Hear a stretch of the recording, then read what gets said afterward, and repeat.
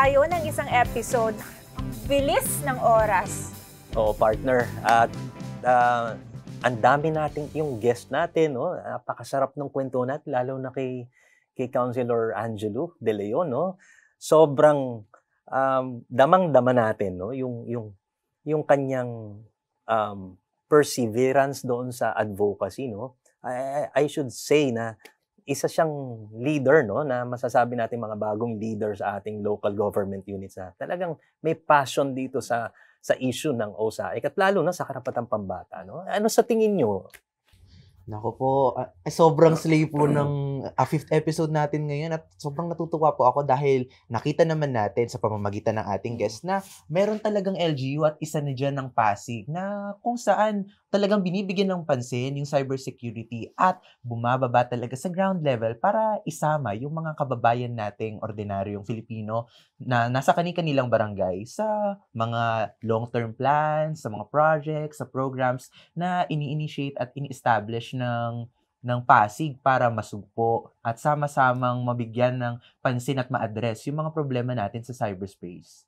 Totoo nga, no? Hindi lang ang episode natin ng Slay, kundi pati na rin ang mga LGU na talagang nagbubuhos ng effort, time, para lang magkaroon tayo ng safer cyberspace. And especially, no, yung pagkakaroon nila ng youth empowerment programs kung saan nagkakaroon ng trainings related sa values, artistic expression, na napaka-importante talaga ngayong digital age kung saan mas marami ng kabataan ang gumagamit ng technology. Sa pamamagitan nito, no, nagkakaroon ng awareness ng ang mga kabataan about sa responsibility nila sa paggamit ng technology. Ano ba ulit yung napaka-cliche na tagline na laging sinasabi, Icon? Yung think before you click. Totoo yan kasi once you click it, it's there forever, no? Kahit na i-delete mo yan, malamang may nakapag-share na yan, may nakakita na yan, at higit sa lahat, may naapektuhan na yan. Totoo, no? Think before you click talaga. Kasi kagaya nung nabanggit kanina, yung about sa trauma response, nandyan na yan eh. Nandito na yan, nasugat na yan sa puso mo. And ang malala pa dito, baka maipasa pa sa iba, no? Kaya yun yung nakakatakot talaga. Kaya umaasa din ako na kahit papano yung ibang local government units sa bansa makita at ma-adapt yung mga projects at mga programs na ginagawa at dinidesenyo talaga ng Pasig para mabigyan ng pansin, makita yung problema at kung gaano nakalawak yung mga issue natin sa cyber security. Bilang isang abogado, di ba?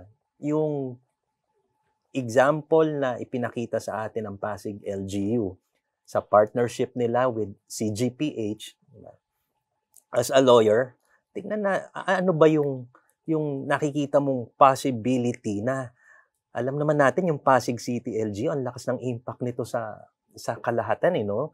So, ito kaya as a lawyer, no, makikita kayang magiging tuntungan ng policy development, no? Ito kaya ay makakatulong doon sa pag-cascade ng ganitong ginawa nating programa na makakapag-boost ng confidence din or paling tularan yung Pasig LGU ng iba pa mga LGUs. Sa tingin mo, Attorney Kat?